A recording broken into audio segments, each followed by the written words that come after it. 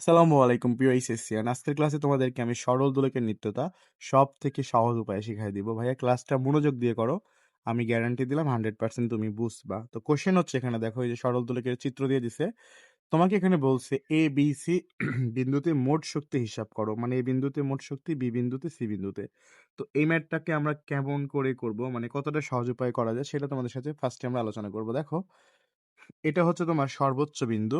তো এই সর্বোচ্চ বিন্দু এখানে দেখো এ বিন্দু আর হচ্ছে সি বিন্দু, এই দুইটা বিন্দু তো কিন্তু খুবই সহজে তুমি বের করতে পারবা। এই বিন্দুতে মনে রাখবা হচ্ছে গতিশক্তি অলওয়েজ টাইম শূন্য হবে, ই কে এর মান শূন্য হবে, আর এখানে জাস্ট থাকবে তোমার হচ্ছে ইপি এর মান থাকবে। তো এই বিন্দুতে অলওয়েজ টাইম কি বলতো, ই কে শূন্য, কারণ এখানে বস্তুর কোনো গতি নাই।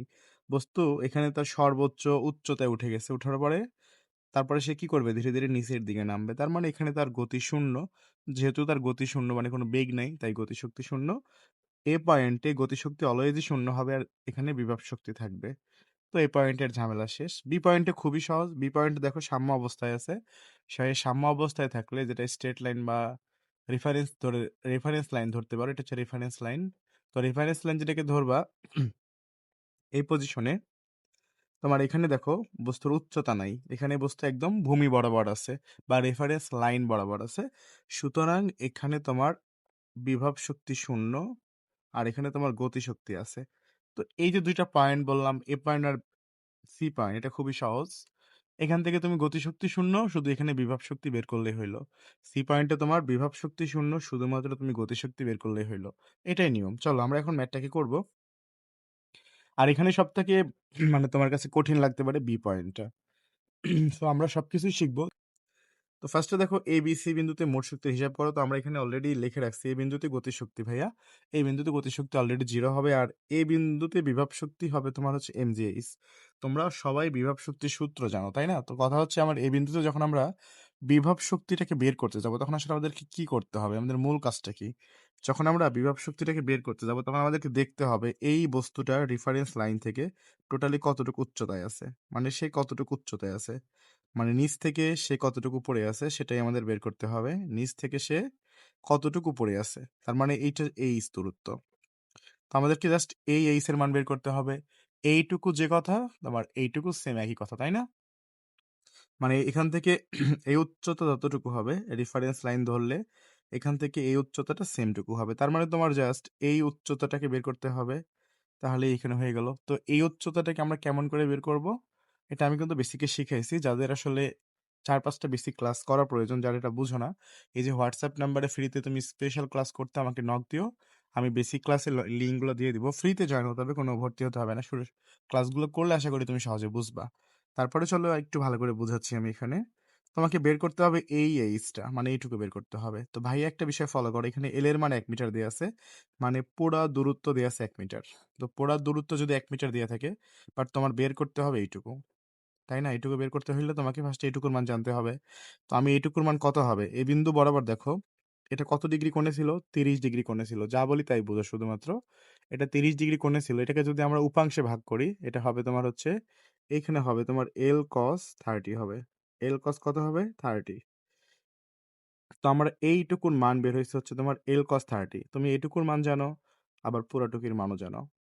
এখন কি করবা, জাস্ট এই পুরো অংশ থেকে এই অংশটাকে বাদ দিলেই তুমি এই অংশটা পেয়ে যাবা। সেটা বুঝো নাই, একটু ভালো করে বুঝাই চলো ভাইয়া। এই ধরো টোটাল এতটুকু রাস্তা তোমার, তুমি এখন জাস্ট এই নিচেরটুকু বের করতে চাও। তো আমি বাংলা ভাবে বুঝাই, ধরো সবটুকুর মান হচ্ছে 10 মিটার। সবটুকুর মান কত বলো তো, 10 মিটার দেওয়া আছে।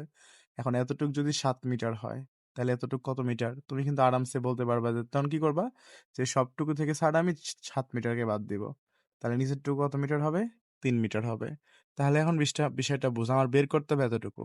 আমি সবটুকুর মান কত জানি, সবটুকুর মান এল মানে 1 মিটার, আর এইটুকু কত, এল কস 30। তার মানে এল থেকে যদি আমরা এটাকে বাদ দিই, তাহলে এটা পেয়ে যাব। তাই এখানে আমরা লিখতে পারি, দেখো এম জি এইচ, এই এইচ মানে কত লিখতে পারবো, এইচ মানে আমরা এখানে দেখো কি শিখলাম, মানে সবটুকু হচ্ছে এল, এল থেকে বাদ দিতে হবে এল কস 30, তাই তো? অথবা তুমি এটাকে জাস্ট এভাবে লিখতে পারো, এখান থেকে এল কমন নিতে পারো, তাহলে 1 - cos 30 হবে। তো এটাই হচ্ছে আমাদের এইচ এর মান, বুঝছো? এটাই হচ্ছে আমাদের এখানে এইচ এর মান। তো এইচ এর মানটা এখানে বসাই দিবা তুমি এখন। এই যে এম জি এইচ মানে কত হবে, এল ইন্টু 1 - cos 30 হবে। এখানে থিটা লিখছি, এখানে 30 ডিগ্রি হবে। এখন তুমি এটাকে জাস্ট হিসাব করো, হিসাব করলে কাজ হয়ে যাবে। তো এটা তুমি কেমনে করবা দেখো, সহজে শেখাচ্ছি। ফার্স্টে তুমি 1 মাইনাস cos 30 মান বের করে নিবা। এই 1 মাইনাস তারপরে কি লিখবা, cos 30, এটার মান বের করে ইকুয়াল টু দিবা। যা বের হইছে তার সাথে কত গুণ করতে হবে, এম এর মান। এম এর মান উদ্দীপকে দিয়ে আছে 0.5, এটা বসায় দিবা। প্লাস, প্লাস না গুণ আকারে আছে। জি এর মান কত এখানে, 9.8, জি এর মান বসায় দিবা 9.8 ইন্টু এল এর মান কত আছে 1। সব মিলে তুমি যদি হিসাব করো, এখানে তুমি যেটা পাবা, এখানে এস ইকুয়াল ডি দিবা।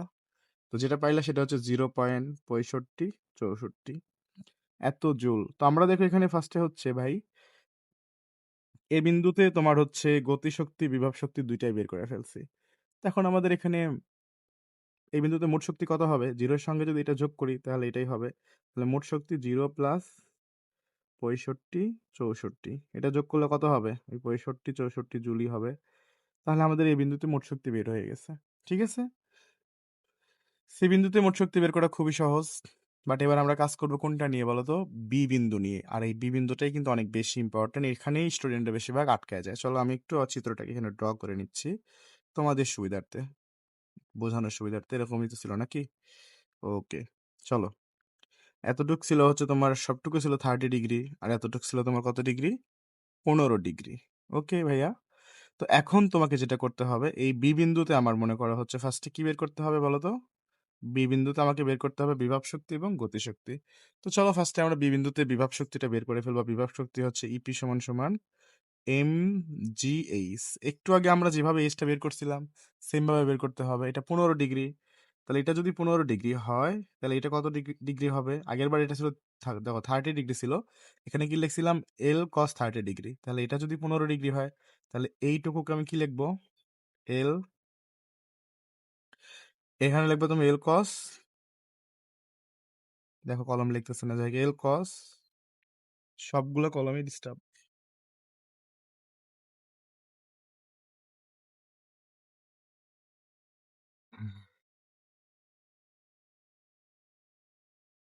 তাহলে তুমি এখানে লিখবা হচ্ছে এল কস 30 লিখবা। ঠিক আছে, এটুকু হচ্ছে এল কস 30, এটা হচ্ছে 50 হবে, কারণ এটা 15 ডিগ্রি নিয়ে কাজ করতেছি আমরা। ওকে, চলো এখন আমার এইচ সমান কত হবে, এখান থেকে আমরা এইচটা বের করবো। এইচ সমান সমান টোটালটা হচ্ছে এল, আর এই অংশটা, এই অংশটা কত, এল কস 50। একটু আগে তোমাদের শিখাইছিলাম, এখানে এল কমন নিলে কি হবে, 1 মাইনাস, কত হবে বলো তো, 1 মাইনাস কস 50 হবে। তুমি চাইলে এখান থেকে একবার এইচ এর মানটাকে এখানে বের করে নিতে পারো, তাহলে তোমার জন্য আরো সুবিধা হবে। চলো বের করে ফেলি আমরা। এখানে তুমি লেখো হচ্ছে 1 মাইনাস কজ, কত বলো তো ভাইয়া, 50। 1 মাইনাস কজ 50 লিখে তুমি ইকুয়াল টু দিয়ে দিবে, তাহলে যেটা আসলে 0.0340। এর সঙ্গে যদি তুমি আবার 1 দিয়ে গুণ করো, এল এর মান তো 1, কোনো সমস্যা নেই, এটাই হবে। তাহলে যেটা আসলো 0.0340 এরকম আসছে আর কি, এত মিটার। আমি এতটুকুই লিখলাম। তো আমি কিন্তু এখানে এইচ এর মানটা পেয়ে গেছি। তো এম এর মান তুমি অলরেডি জানো 0.5, জি এর মান তুমি অলরেডি জানো 9.8, আর এখানে এইচ এর মান কত হবে, 0.340, ও 0.0 হবে, তারপরে 0.0340। এখন এটাকে জাস্ট সুন্দর করে গুণ করে দিলে আমাদের কিন্তু মানটা চলে আসবে, বিভব শক্তিটা কত আসবে দেখো তো, 0.5 ইন্টু 9.8, এর সাথে গুণ করতে হবে 0.0340, 0.0340। এখানে যেটা আসলে সেটা হচ্ছে 0.1666 আসছে। তো এটা ইকুয়াল টু 0.1666। ওকে, আমরা কিন্তু এখানে বি বিন্দুতে কি বের করে ফেললাম বলতো, বিভব শক্তি বের করে ফেলছি ভাই। তো বি বিন্দুতে বিভব শক্তি যদি বের করতে পারি তাহলে গতি শক্তি কি বের করতে পারবো না? চলো এবার আমরা লিখবো হচ্ছে বি বিন্দুতে গতি শক্তি। বি বিন্দু যদি বের করতে পারো তাহলে কিন্তু তোমার ম্যাথ হয়ে গেল, সহজ কথা। তাহলে গতিশক্তি সমান যেটা হবে তোমার ইকে সমান সমান, ইকে বি লিখতে পারো ভি হাফ এম ভি বি স্কোয়ার। খুবই সহজে শিখবা। এখানে আমার ভি এর মানটা জানতে হবে। তো তুমি যে কোনো বিন্দুতে ভি বের করার সূত্র কোনটা ছিল বলো তো, এই যে এখান থেকে তুমি এখানে আসছো না, তো এখানে সূত্রটা হবে তোমার কি বলো তো, 2GL। দেখো আমরা সূত্র কিন্তু লিখে দিছিলাম, 2GL হবে, বি স্কোয়ার সমান সমান কি 2GL, তারপরে cos theta two minus cos theta 1 এটা কিন্তু বেসিকে শিখাইছি। যখন তুমি কোণ দেয়া থাকবে, তুমি এখান থেকে এখানে আসছো, এখানে ছিল কত ডিগ্রি? তুমি যেখানে আসছো সেখানে কত ডিগ্রি আছে? 15 ডিগ্রি। আর তুমি যেখান থেকে আসছো সেটা ছিল হচ্ছে 30 ডিগ্রি। তুমি যেখানে আসছো এটা হচ্ছে থিটা 2 আর তুমি যেখানে ছিল সেটা হচ্ছে থিটা 1। মানে তুমি এই বরাবর ছিলা, তাই না? এই বরাবর থেকে এই বরাবরে আসছো। তাহলে এই বরাবরে যখন আসছো তখন এই বরাবর বলো তো কত ডিগ্রি কোণ করে আছে? 15 ডিগ্রি কোণ করে আছে। এজন্য এটা থিটা 2 হচ্ছে 15 ডিগ্রি। আর হচ্ছে থিটা 1 কত ডিগ্রি? 30 ডিগ্রি। তো এখান থেকে তুমি জাস্ট এখানে মানটা বসাবা 2gl, তারপরে cos থিটা 2 মানে কত ডিগ্রি? 15 ডিগ্রি। আর থিটা 1 মানে কত? cos 30 degree. তো ভাই এখন তুমি জাস্ট এটাকে হিসাব করে দেখো, তাহলে কিন্তু তোমার কাজটা হয়ে যাবে। চলো আমি হিসাব করি যে কত এখানে আছে। cos 15, এই যে cos 15 থেকে তুমি মাইনাস করবা cos 30।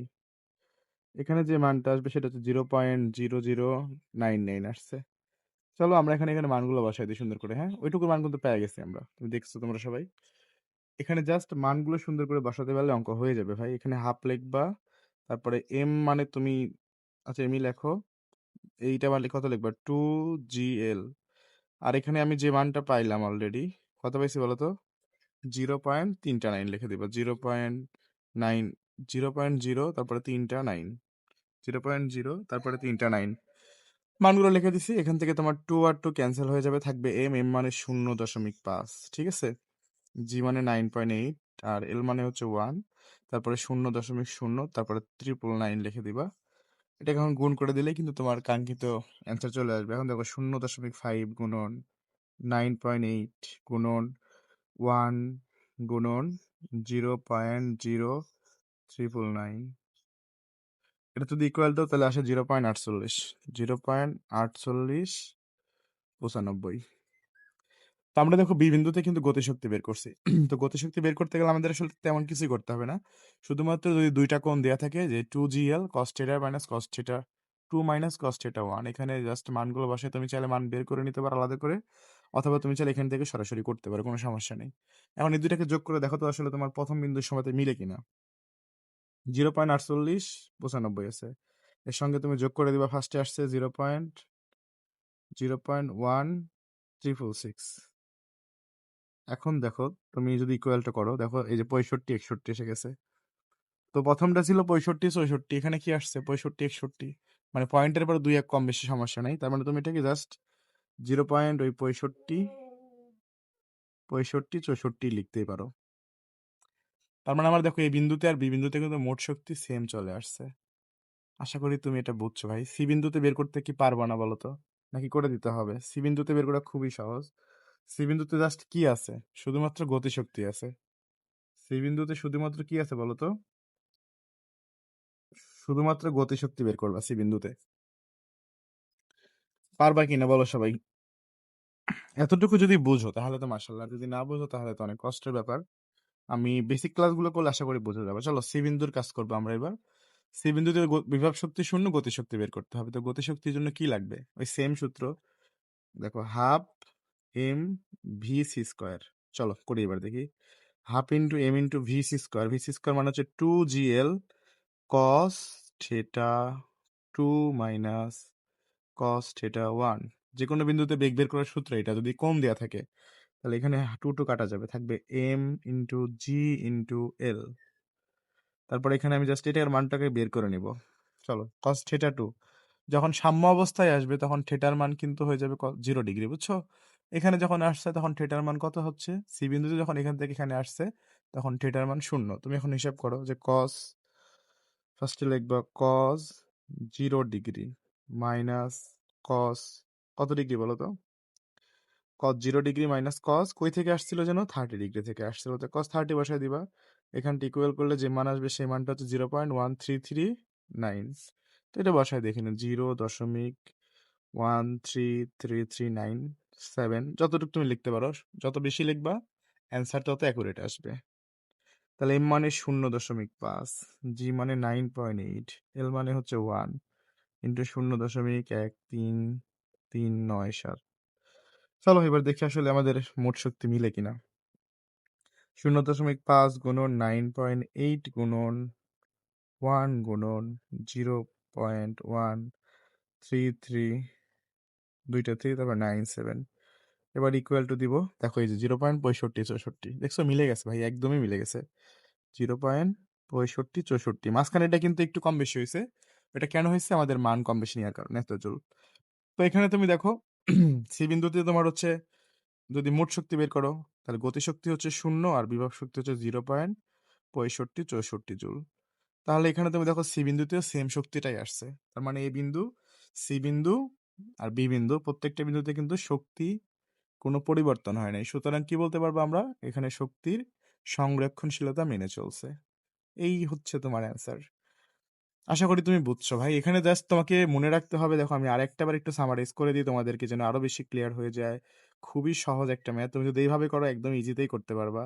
এই হচ্ছে তোমার এই বিন্দু এই হচ্ছে তোমার বি বিন্দু যখন তুমি এ থেকে বিতে আসবে তখন তোমাকে কি করতে হবে ফার্স্টে এই বি বিন্দুতে ধরো তুমি যখন বের করবা বি বিন্দুতে যদি তুমি বিভব শক্তি বের করতে চাও তখন তোমাকে কি করতে হবে দেখতে হবে বস্তু কতটুকু উচ্চতায় আছে তাহলে এই উচ্চতাটা বের করতে গেলে এখানে কোণ দেয়া আছে এখানে কোণ ছিল 50 ডিগ্রি তুমি কি করবা এই 50টা ধরে এখানে এল কস 50 লিখবা হ্যাঁ এখানে 10 থাকলে এল কস কত লিখবা 10 লিখবা তো আমি এল কস 50 লিখছি আর এই সবটুকু কত এল তাহলে এই সমানটা কত হবে এল থেকে তুমি বাদ দিবা এল কস 50 তো এখান থেকে তুমি জাস্ট এল কমন নিলে হয় 1 - cos 50 হিসাব শেষ এটার মান বের করলে তোমার এইস এর মান বেড়ে গেল তারপরে তুমি এখানে যখন বেগটা বের করবা যে গতিশক্তি বের করবো হাফ এম ভিবি স্কোয়ার তাহলে হাফ ইন্টু এম লিখলাম ভিবি মানে কি হবে তোমার ভিবি স্কোয়ার মানে কি 2gl cos theta 2 minus cos theta 1 মানে দেখো একদমই সহজ এগুলো ঠিক আছে এগুলো কঠিন না কিন্তু ভাই তো এখানে 2 ক্যান্সেল হয়ে যাবে হাফ মানে এম তারপরে জি মানে তুমি 9.8 জানো আর এল মানে হচ্ছে 1 জানো